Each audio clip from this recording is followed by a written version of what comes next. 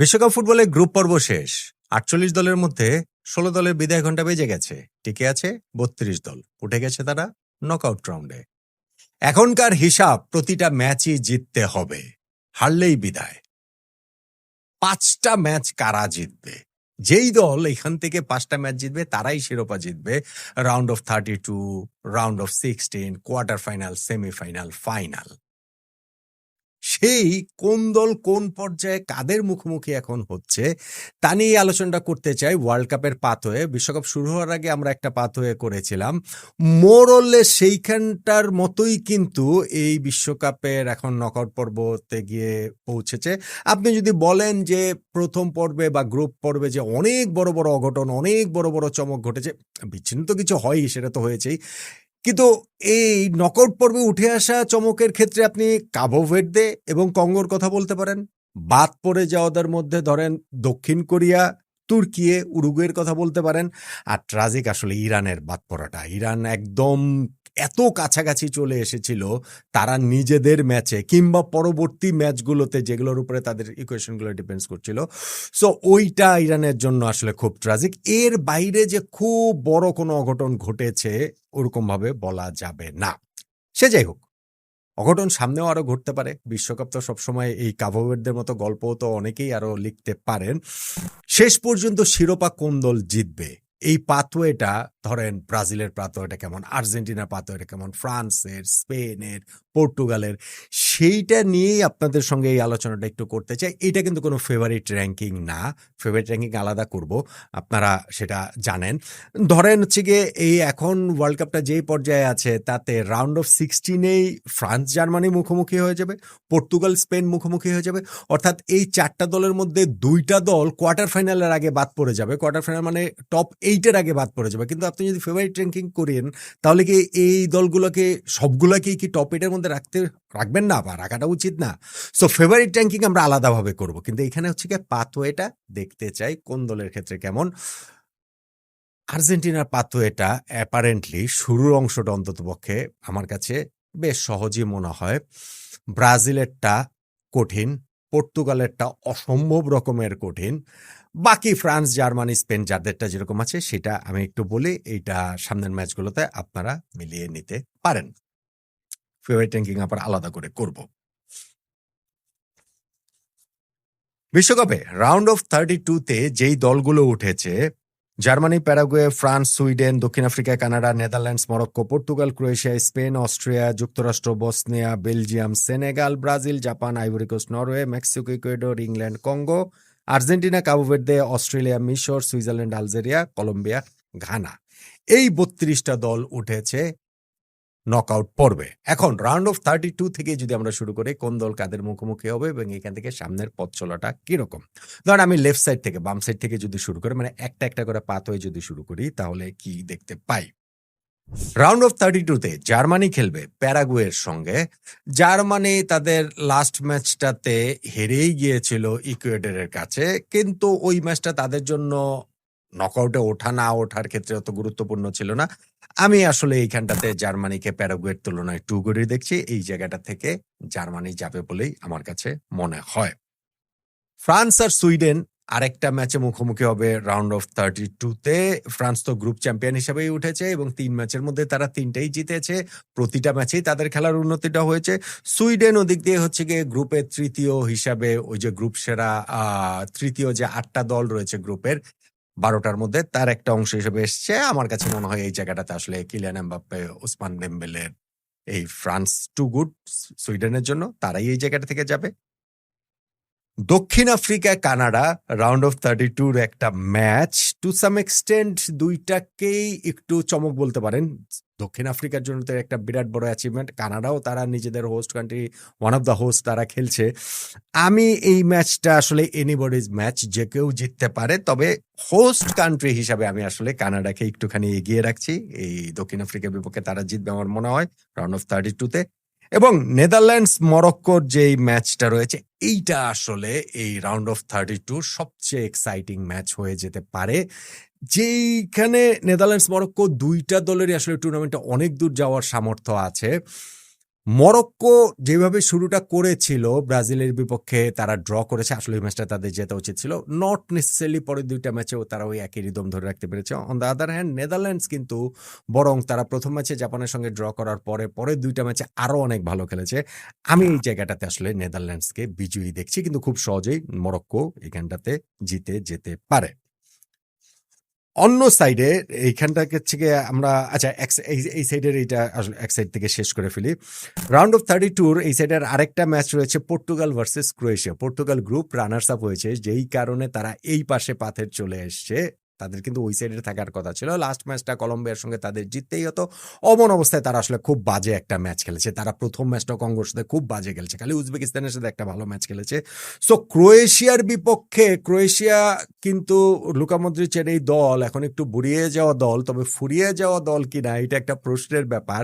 গত দুইটা ওয়ার্ল্ড কাপে কিন্তু তারা অ্যাটলিস্ট টপ 4-এ ছিল। 2018-তে ফাইনাল খেলেছে, 2022-এ তারা সেমিফাইনাল খেলেছে ব্রাজিলকে হারিয়ে গতবার। পর্তুগাল ক্রোয়েশিয়া এইটাও আর একটা নেদারল্যান্ডস মরক্কোর মতো খুবই এক্সাইটিং একটা ম্যাচ হবে রাউন্ড অফ 32-তে। কিন্তু আমি এই জায়গাটাতে ঠিক আছে মনে হয় যে পর্তুগাল স্লাইটলি এগিয়ে থাকবে, জিতবে। পর্তুগাল এই জায়গাটাতে জিতবে। স্পেন অস্ট্রিয়া যে ম্যাচটা রয়েছে এইটাতে আসলে স্পেন জিতবেই। স্পেন যে আবার তাদের গ্রুপ পর্বে খুব ভালো খেলেছে সেটা বলা যাবে না। তারপর আমার কাছে মনে হয় যে অস্ট্রিয়ার জন্য স্পেন যথেষ্ট শক্তিশালী, যথেষ্ট বেশি শক্তিশালী। অস্ট্রিয়া এই জায়গায় স্পেনকে হারিয়ে অঘটন ঘটাবে বলে আমার কাছে মনে হয় না। হারাতে পারলে সেটা অঘটন হবে, কিন্তু আমি স্পেনকে বিজয়ী দেখছি। যুক্তরাষ্ট্র বসনিয়া যে ম্যাচটা সেইখানটাতে Bosnia European team, tough team বটেই, কিন্তু যুক্তরাষ্ট্র কিন্তু তারা ওই হোম কান্ট্রিতে খেলছে, সেই সুবিধাটা রয়েছে। টুর্নামেন্টের শুরুটাও তারা খুব ভালো করেছে, ফলে আমি যুক্তরাষ্ট্রকে এই জায়গাটাতে এগিয়ে রাখছি। যুক্তরাষ্ট্র যাবে। এবং বেলজিয়াম সেনেগাল এইটাও আর একটা খুব ভালো ম্যাচ হবে। সেনেগালে যে আফ্রিকার যে দলটি তারা কিন্তু চমকে দিতে পারে বেলজিয়ামকে তারা হারালে যে বিরাট বড় অঘটন হয়ে যাবে আমার কাছে সেটা মনে হয় না।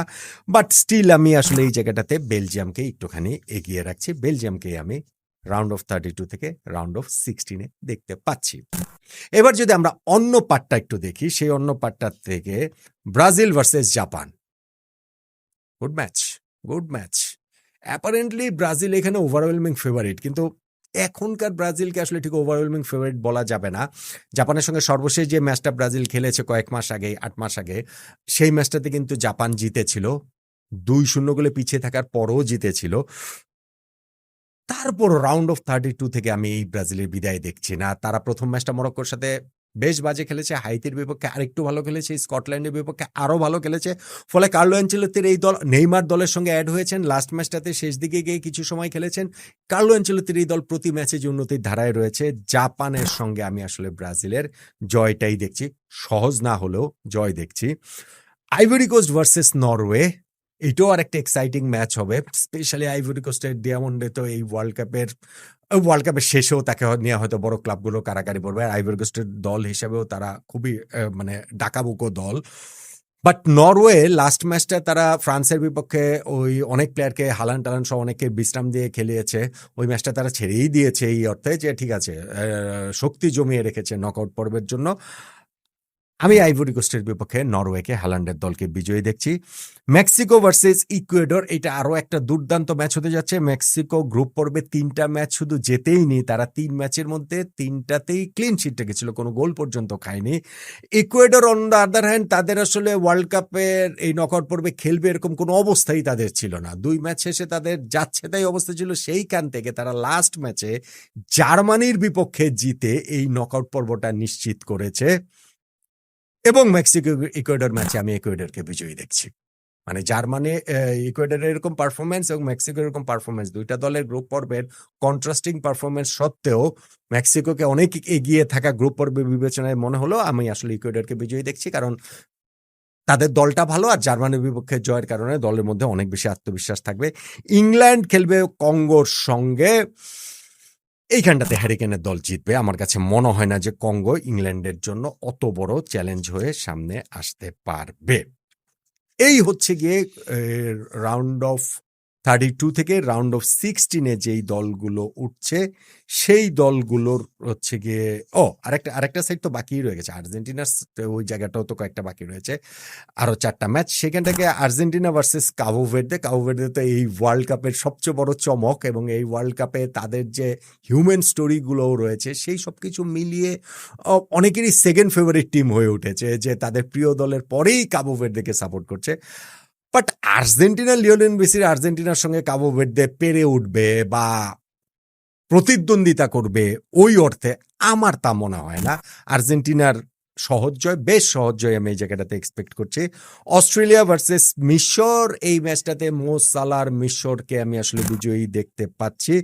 সুইজারল্যান্ড আলজেরিয়া ম্যাচটাতে ইউরোপিয়ান দেশ সুইজারল্যান্ড, আমি আসলে তারা অনেকদিন ধরে একটা টিম রয়েছে, টিম হিসেবে খেলছে এবং তাদেরকে এইখানটাতে বিজয় আমি দেখছি।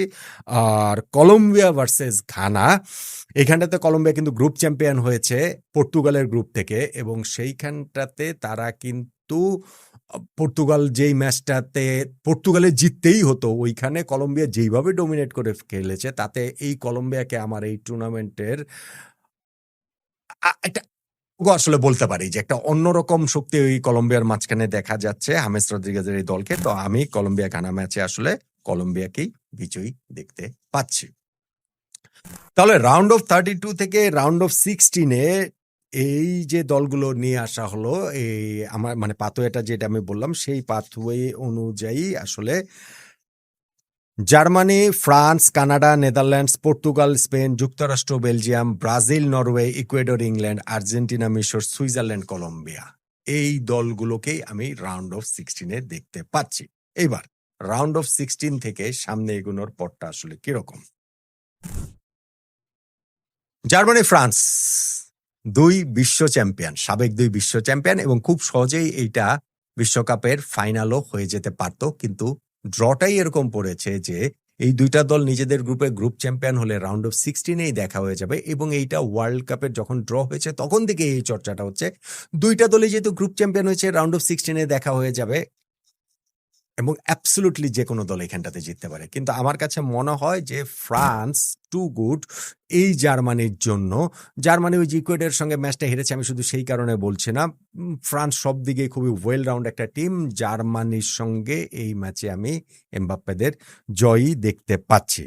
Canada versus Netherlands round of 16-এর এই ম্যাচটাতে আমার কাছে মনে হয় যে কানাডার যে স্বপ্নযাত্রা সেই স্বপ্নযাত্রার এখানেই সমাপ্তি, বরং ডাচদের যাত্রা চলতে থাকবে। নেদারল্যান্ডসকে এই ম্যাচে আমি বিজয়ী দেখছি এবং রাউন্ড অফ 16-এর আরও একটা big match, clash of the Titans, আরও একটা ম্যাচ যেটা ফাইনালের আগের ফাইনাল, রাউন্ড অফ 16 এই final, Portugal versus Spain. Portugal versus Spain কিন্তু এই রাউন্ড অফ 16-এ দেখা হওয়ার কথা ছিল না, এই খেলাটা হওয়ার কথা ছিল না।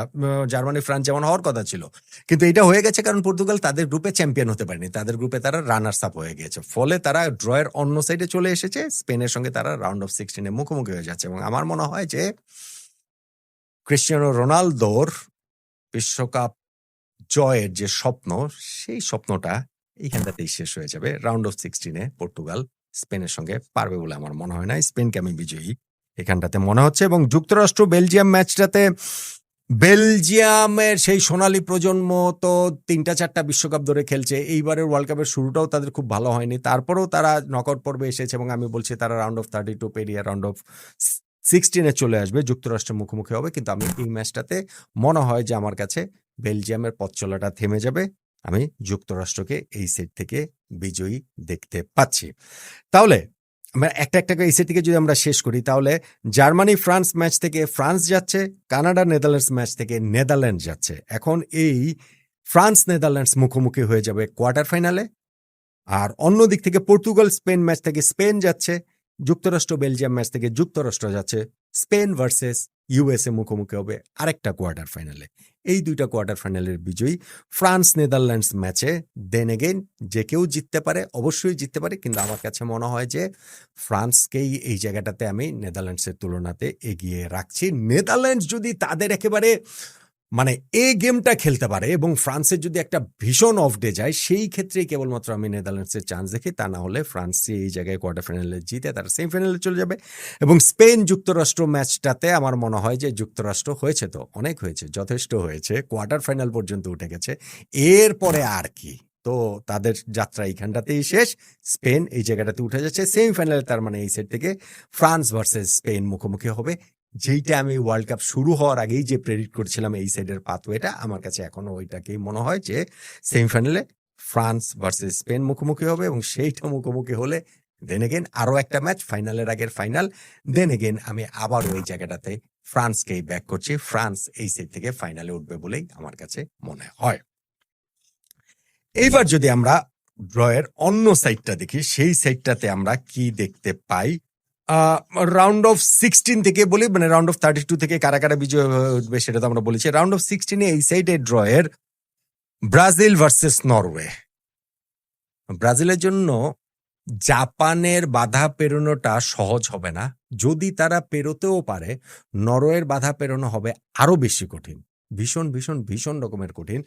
ধরেন জাপানের সঙ্গে ব্রাজিলের ওই ম্যাচটাতে ব্রাজিলকে আমি যদি 65-35 এগিয়ে রাখি, তাহলে ব্রাজিল নরওয়ে এই ম্যাচটাতে ততদিনে ওয়ার্ল্ড কাপ, ততদিনে হয়তো বা এই এত দূর যেতে যেতে মানে আরেকটা ম্যাচ যখন হয়ে যাবে তখন দলগুলোর অবস্থা আরো একটু অন্যরকম চেঞ্জ হতে পারে, কিন্তু স্টিল আমার কাছে তখন মনে হবে যে ব্রাজিল হয়তো এগিয়ে থাকবে, কিন্তু সেইটা 60-40 হয়তো বা এগিয়ে থাকবে, তার মানে আরো একটু টাফ হবে, কিন্তু স্টিল আমি আসলে এখানে হালান্ডের এই নরওয়ের বিপক্ষে বিগ নেম ব্রাজিল নামের একটা ভাট্টার আছে না, সেই সব কিছু মিলে তাদেরকে এইখানটাতে আমি বিজয়ী দেখতে পাচ্ছি।